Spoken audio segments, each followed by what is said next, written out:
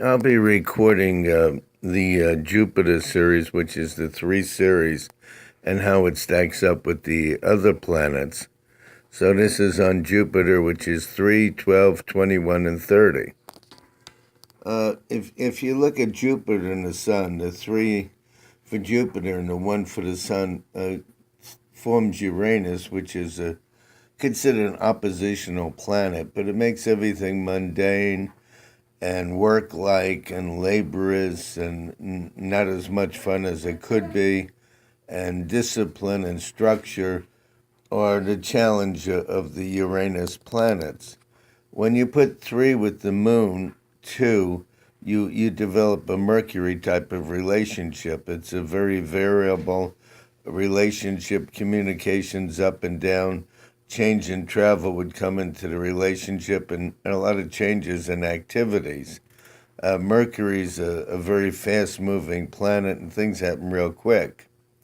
When you go Jupiter to Jupiter, which is 3 to 3, it becomes a Venus type of vibration, and it has a lot to do with family and property and family obligations and responsibilities, and a person being basically trying to be very responsible. The couple usually looks attractive, and they look family-like to other people. If you take Jupiter 3 and Uranus 4, it becomes 7. Seven's kind of a learning, the people learn a lot from each other, but it's a very introspective relationship. It makes one look at oneself. And a lot about religion or philosophy, learning, medical places, beauty care, places with chemicals, anything like that can come up as far as occupations with people around them as well as themselves.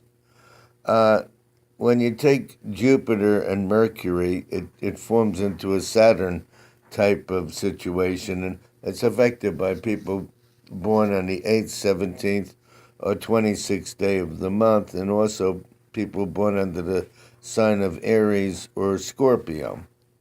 And just to go back with the Neptune, which preceded this, it would deal with people born on the 7th, 16th, 25th, and it's related to the moon. Neptune and the moon are always related. Somebody born on the 2nd, 11th, 20th, or 29th of any month. Now, if you go to Jupiter plus Venus, which is 6, you get a 9, which is Mars. And I always feel that's a very intelligent but volatile number. And the relationship causes other endings in life, people, places, and activities terminating when the relationship begins, or an ending brings a new beginning. Jupiter and Neptune brings 3 and 7 is 10, which is the sun, and it would give each person their own individuality or independence. They would always be remembered by other people as a couple. If you look at so Neptune and Jupiter, which is 3, winds up to be 10-1, which is the sun and the wheel of fortune. If you look at Jupiter and Saturn, it becomes like the moon, becomes 2-11, which is a very creative, private issues about privacy would come into the relationship, and it's a very emotional relationship. It brings out the creativity of people, but very large sensitivity.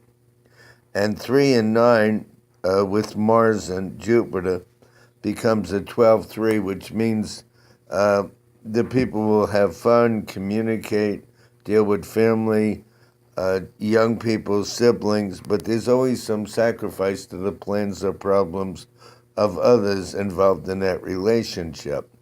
So when you look at all the Jupiter numbers and you add them to the other planets, it always makes it for a different and interesting mix. But remember, there are many variations. Like if you take Jupiter and the sun's 1, but it's also 10, 19, and 28.